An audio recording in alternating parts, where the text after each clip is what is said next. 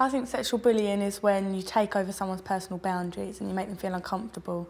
Like, it doesn't have to be touching, it doesn't have to be speaking, it's just when you take away a person's sense of being someone. The worst type of bullying is sexual bullying, in my opinion, because some people, like some victims, don't even know it's happening to them. Sexual bullying is probably one of the major bullyings, but most overlooked because it's like so common. I was walking down the road the other day and a man shouted, "Get your rat out."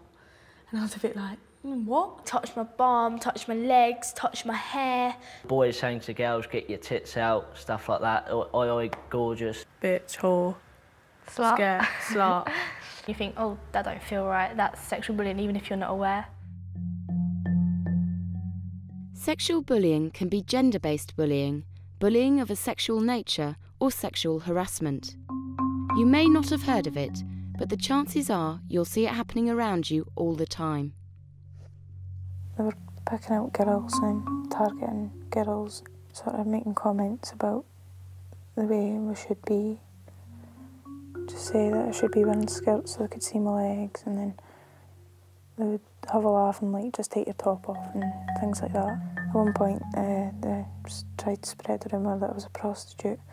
They started targeting me and like when I was on my own, and they would sort of pin you up against the wall, touch you, just say things to you and that. And I was kind of scared about walking to and from classes and after school as well, because they would follow me down the road. So I didn't really want to leave school on my own. And there was a few teachers that noticed what was going on. It happened in every class, and I never really paid much attention. I don't think she really thought it was anything serious. It kind of changed over the course that it all happened. Instead of just sort of pushing and shoving and pinning you up against the wall, they'd be more rough as well. And they would just sort of put their hands up your top, or sort of down your trousers, and I didn't feel like I could do anything. But I probably did freeze, and when they were touching you and things like that, it was... I don't know. Part of me sort of thinks that they must have knew they were upsetting me, because sort of it's not something that sort of you would just do to anyone. But they seemed quite naive at the same time. This story isn't unique. Nearly half of teenage girls have had their bottoms or breasts groped against their will. If sexual bullying is so common, then why isn't it talked about? Sexual bullying is undercover bullying because people aren't aware that it's bullying. Sometimes I think it's hard to know if you're bullying someone because they might not speak up and you might not know when their boundaries are, like when you're stepping over them, when you're within them. Slapping on the bum or say cuddling, like you overlook that because you think it's just normal, like friendship or something like that. There is stuff like jokes, like get your tits up, but I don't really class that as really sexual bullying.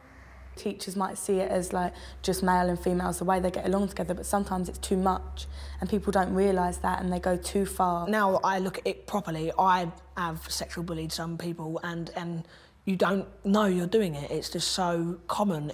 If a boy's too persistent with you, you don't know what to say. You can't talk to anyone about it because it's too much and you might feel stupid. You might feel like to one girl it makes her feel great, but to you it makes you feel really uncomfortable.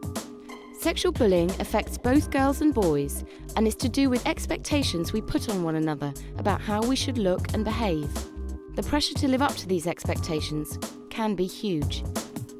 Boys, as many people may know, we are naturally competitive. If I'm talking to a boy one-to-one, or me and my girls are talking to a boy, then he can be very soft, very genuine, and he doesn't talk about girls like they're an object, whereas if you see boys talking to other boys, they'll talk about, oh, I had her, I had it, and it's just like she goes from being this girl he likes to this girl he had. In front of my mates, I'd be like, oh yeah, like rah, rah, rah, like getting into like proper detail of like what I'd want to do with this girl. I know quite a lot of people that have said, yeah, I've had sex with this girl and it never happened.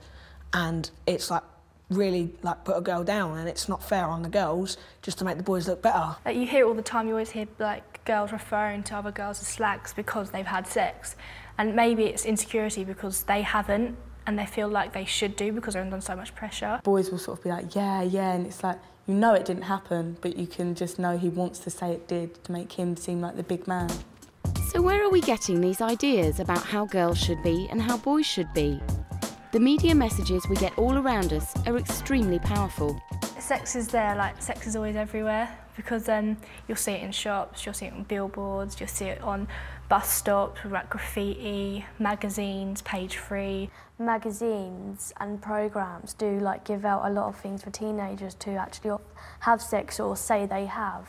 Kids want to be like the Pussycat Dolls at the age of like 10, when they shouldn't really be thinking about things like that. They should just be liking their music. If they see Kay Price, for instance, in a short skirt and a short top with her boobs out, they're going to want to look like her, so they're going to go out and look like that, and then they get named the SAG. It's always about appearance.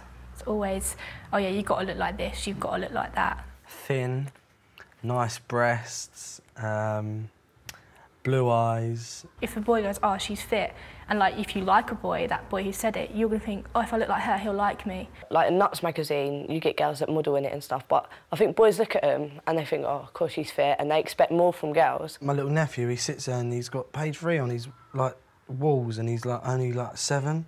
He's like, what the hell? And he's got like tits and that out, and he's like, oh, Lucy Pinder, you got any pictures of Lucy Pinder and all this? Like, it's just like... It's there, and that's why children are becoming like sexually active and stuff like earlier in age. Over half of teenage girls felt they were at least partly to blame for their unwanted sexual experience. It seems many young people feel pressured to act in ways that they aren't always comfortable with. The pressure to be sexually active is massive. Whether you have sex early or late, it shouldn't matter to anyone else, but it does. To have sex, it's like, it's fashionable kind of thing. It's not... But it's not only that, like, people, like, 12 think that's what they should be doing, because we're our generation, like, they go out, have sex and stuff, they think, oh, we have to do that, it's kind of what we have to do. If 2 people have had sex and then there's, like, another girl, then them 2 people are going to talk about it, kind of, like... Yeah, and there's, like, one that's going to feel like, and then really... one might just feel a bit left out and be like, think, I really need to have sex now. So much peer pressure. Like, if you haven't, then you not need to. If you have, then you don't do it a lot. People expect it from you now. It's an expectation. It's not, oh, wait until it's right. It's just, don't wait until you're 16. Boys especially, I think they really like take the mick out of each other and say like, oh, blah, blah, blah hasn't had sex yet, or blah, blah, blah's got a small penis or something. If a boy sees a girl and they know she's a virgin, it's always frowned upon. It's like, why? You feel like you have to boast about it, like you have to tell people, it's like, you have to. More than half of 9 to 19-year-olds have seen pornography online. What effect could this be having on the way we think about each other? Pornography for me, as a young adult, I watch it every now and again because it's a boy thing to do, but I do believe it gives the wrong image of women. It's so easy to get hold of sexual material. You can go on the internet, you can type in practically any word and something sexual will come up. I'm not going to say I don't watch pornography, but I'm not going to say that I do, because we're all boys, we all have to have a look. If you went through a normal 15-year-old's phone, they're not even legal for sex. You could still find loads of sexual videos. Men like love that kind of thing, and you'll think to yourself like, aren't we good enough? Yeah, that's what they kind of expect. Yeah, like porn as well. Like when they actually do watch porn, they think that's what we're going to be like, but it's totally different. It makes boys see girls in a different way, and I don't necessarily think it's always their fault, because once these magazines make like topless girls seem normal, then it's going to be what they expect, and it's going to change their views on things. You find in porn that a lot of with girl porn that they're very forward-going, whereas not many girls are forward-going. Like, no. They wait for the boy to make the move kind of thing, whereas on porn... They're not embarrassed, it's just... Yeah, they're not embarrassed, they're very hardcore open about it. Nearly 40% of young people have received unwanted sexual images on their mobile phone. Technology is making sex and sexual material a part of everyday life. Girls nowadays will send pictures of themselves topless to boys because they think it's normal, because they see it in the papers, they see it on telly, in movies, and they see models and they think, that's what I want to be. Out of 100, I'd say about 45% of my mates have showed me naked pictures of their girlfriends. I had a friend who recorded herself on her phone as a treat for her boyfriend, and they split up, and he sent it around the whole school, and it got around loads of schools and stuff. She wasn't embarrassed by it, she was proud, and she'd lost her sense of who she was, and she liked being this kind of object. So I think that shows that sometimes it grooms girls into being someone. It's not always bullying in a violent way or a horrible way. It can just change who they are. Lads put more pressure on the girls to make videos of themselves or take dirty pictures of themselves because they're in a group of young lads, and if their mates have got videos of their birds on their phone and pictures, they're going to want it as well. There might be men out there that's got that video on their phone or on their PC, so it's quite disturbing to think about, really. At the very least, sexual bullying is annoying, but it can also have serious consequences. 20,000 young people decide to skip school every day as a result of bullying. Sexual bullying will affect someone in many ways. They might feel insecure about themselves. It is horrible to experience. It's not nice. It doesn't make you feel any better about yourself. A girl being known as a slag is not a very good thing, and a lot of girls get depressed over things like that. Really don't like it when girls bitch about each other. Yeah. And, just you hear about someone's got a reputation for being a slag, and other people might be called frigid. This girl looked at me and she said, "Oh, why have you got condoms? You're never going to use them." And even if she did mean it as a joke, I did think that was a bit out of order, because I wouldn't have said that to her and it did hurt. My mate spread the rumour about me and my ex-girlfriend about having a very dirty experience of sex. You just feel uncomfortable with coming to school every day with knowing that that's going to happen. It just made me feel really dirty, sick. They might have no one to speak to, they might be embarrassed, or they might even be scared of what the person bullying them would do. And they might feel like maybe they're just weird. Nearly a quarter of 14-year-olds have been forced to have sex or do something sexual against their will. Could there be any connection between things that might go on in a playground and serious sexual assault?